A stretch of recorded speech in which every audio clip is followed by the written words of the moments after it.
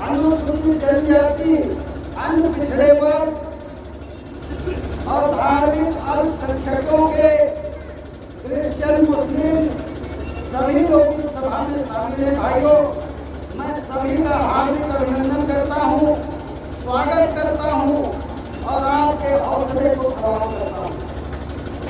भाइयों, भारत में संविधान है और संविधान भारत के समस्त कानूनों का स्रोत है। हम भारत में लगभग 145 करोड़ लोग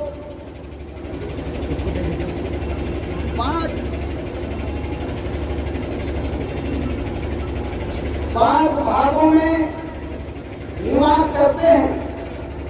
जब हम पंच का फॉर्म भरते हैं, सरपंच, जनपद, जिला, विधायक, सांसद, तो एक फॉर्म हम भरते हैं, उसमें लिखा है अनुसूचित जाति, अनुसूचित जनजाति, अन्य पिछड़ा वर्ग, सामान्य और धार्मिक अल्पसंख्यक।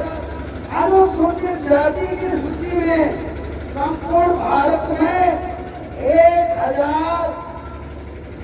1703 जातियां हैं, जिनका संख्या भारत में लगभग 25 करोड़ है, जो अनुसूचित जाति के भाई है।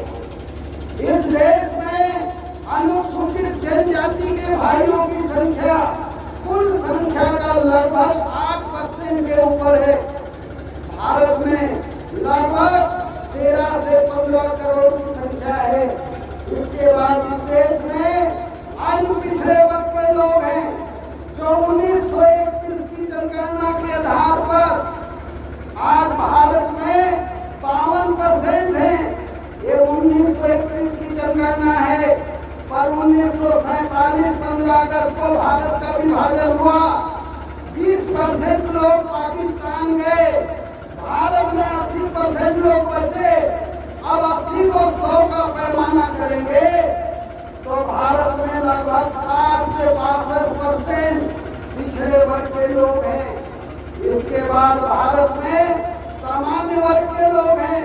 ब्राह्मण, क्षत्रिय, वैश्य को भारत का संविधान सामान्य के रूप में मान्यता दिया, उनके विशेष अधिकार को समाप्त किया, सभी को भारत का नागरिक घोषित किया।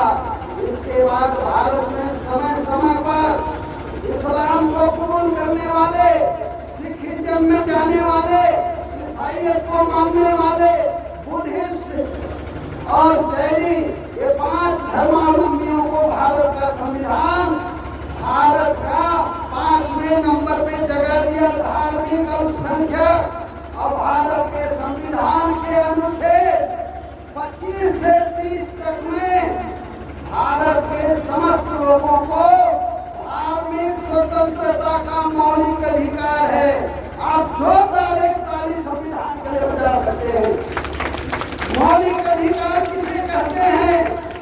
आप कभी सुने होंगे कि कोई आदमी किसी बात को लेकर नाराज हो गया, गुस्से में आ गया, आवेश में आ गया और घर से जाके वो सुसाइड करने का कोशिश किया और पेड़ के ऊपर से नीचे गिर गया, उसकी जान बच गई, लोग उसको अस्पताल ले गए।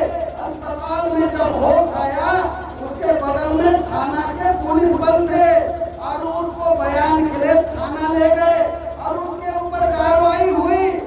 मौलिक अधिकार का मतलब आप समझ रहे हैं, हमारे जीवन से जुड़ा हुआ बात है, उससे हमें कोई नहीं छीन सकता। यहाँ तक कि हम अपने से अपने शरीर को भी नष्ट नहीं कर सकते, ये हमारा मौलिक अधिकार है। ऐसा ही धार्मिक स्वतंत्रता हमारे संविधान में हमारा मौलिक अधिकार है। और इसके ऊपर अगर कोई दखलंदाजी कर रहा है, हमला करने की कोशिश कर रहा है, तो ये संविधान द्रोह है। और संविधान द्रोह का मतलब है देशद्रोह। और देशद्रोहियों को अलग कोई खुला छोड़ा है, झूठे उनको ये कहा जा रहा है कि वो फरार है और पुलिस थाने में वो अत्याचार कर रहा है, तो क्या माना जाए? भारत में कानून का राज नहीं है। क्या जवाब देंगे भारत के प्रधानमंत्री, महामहिम राष्ट्रपति जी से हम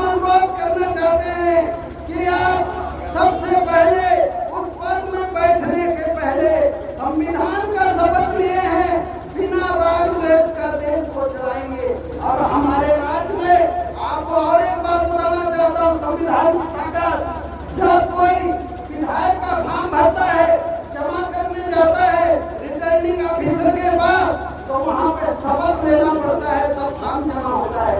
अगर जनता उनको बहुमत दे दी तो विधानसभा में संविधान का उनको शपथ लेना पड़ता है। और अगर सरकार आ गया, बहुमत जनता दे दी, तो मंत्रिमंडल में उनको शपथ लेना पड़ता है। संविधान का शपथ लेकर और संविधान द्रोहियों के ऊपर कार्रवाई नहीं करना, आज समझ रहे हैं कि ये देशद्रोही है और इसकी हम कड़ी निंदा करते हैं। मैं किसी जाति धर्म का प्रचारक नहीं हूँ, लेकिन मैं भारतीय संविधान का जो लोग भी रक्षक है उनके पीछे जरूर खड़ा हूँ। भाइयों, धर्मांतरण कोई चलता फिरता दुकान नहीं है कि कोई कहीं से भी धर्मांतरित हो जाएगा।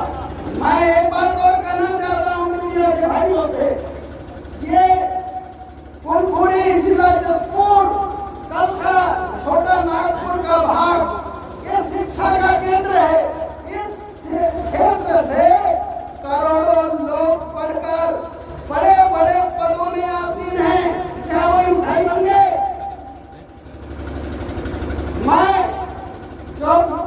मुझे जानकारी है, ये इस केंद्र से ईसाई समाज के द्वारा संचालित विद्यालय, अस्पताल से भारत के करोड़ों करोड़ों लोग लाभान्वित हैं। और जो लोग पूरा जीवन लगाकर समाज के लिए निकल चुके हैं, ऐसे हमारी बहनों के ऊपर झूठा आरोप लगाना, प्रताड़ित करना, उन्हें मानसिक यातना देना, ये बिल्कुल गलत बात है। कानून अभी भी हम आशा करते हैं कि छत्तीसगढ़ राज्य में कानून का राज है और कानून दोषियों के ऊपर सख्त कार्रवाई करे, इसकी मैं इस मन से मांग करता हूँ।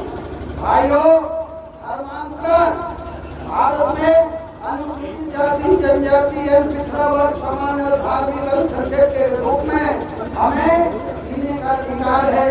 और अगर बार बार एक टारगेट करके ईसाई धर्मावलंबियों को परेशान करना, उनको यातना देना, झूठा प्रोपेगेंडा करना, इसका दूसरा मतलब है कि अभी भी शिक्षा का अच्छा अगर कोई केंद्र है तो ईसाई समाज, ईसाई धर्मावलंबियों के द्वारा संचालित स्कूल है, पूर्व माध्यमिक विद्यालय है, उच्चतर माध्यमिक विद्यालय है, महाविद्यालय है, विश्वविद्यालय है, जो पूरे देश भर में फैले हैं।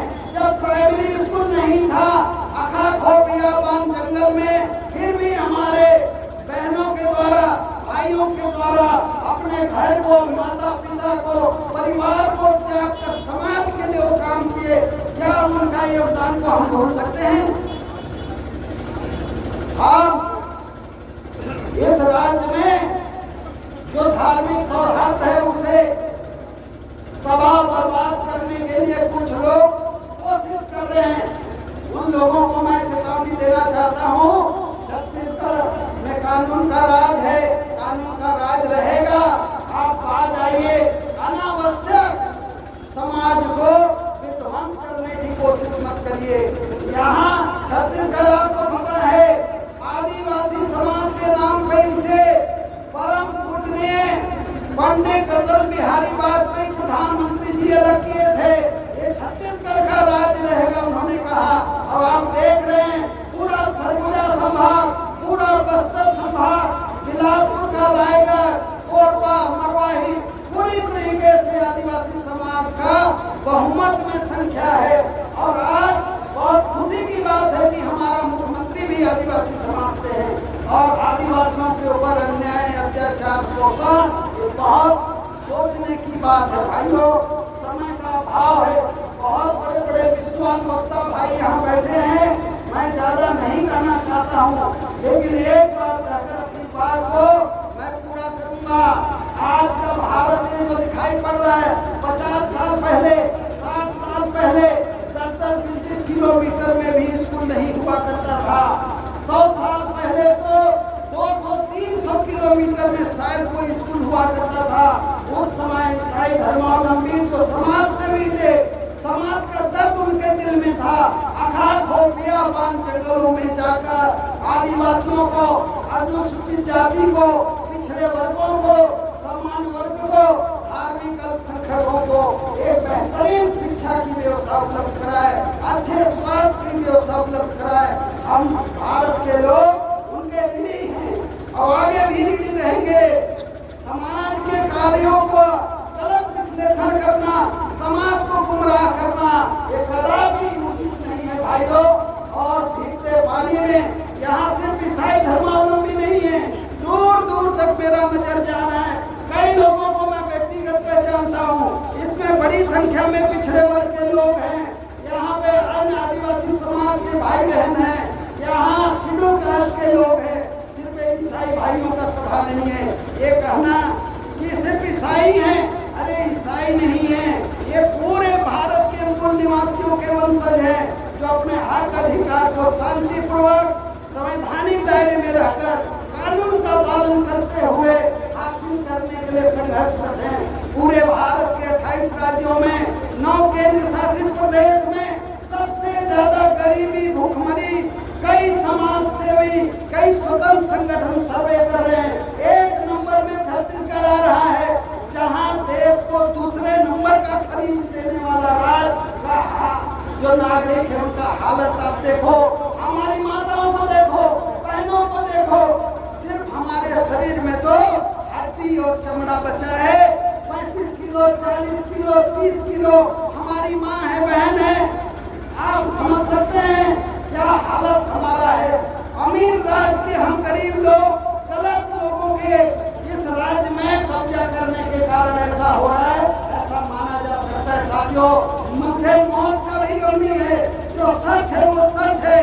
इस छत्तीसगढ़ में जब मध्य प्रदेश से छत्तीसगढ़ अलग हुआ, 39% आदिवासी थे। 2011 की जनगणना में 31.42% संख्या बताया जा रहा है। सिडों का 17% लगभग मध्य प्रदेश में थे, अभी 12% बताया जा रहा है। पिछड़े वर्गों का तो गिनती ही नहीं हो रहा है। यहाँ हम अनुसूचित जाति, अनुसूचित जनजाति, अन्य पिछड़े वर्ग और इससे धर्मांतरित लोग लगभग 90% के ऊपर है। और हमारा हालत आप देखिए, हमारे ऊपर अन्याय अत्याचार करने वालों को भी मैं निवेदन कर रहा हूँ, आप बाहर जाइए, अपने हरकत में सुधार करिए।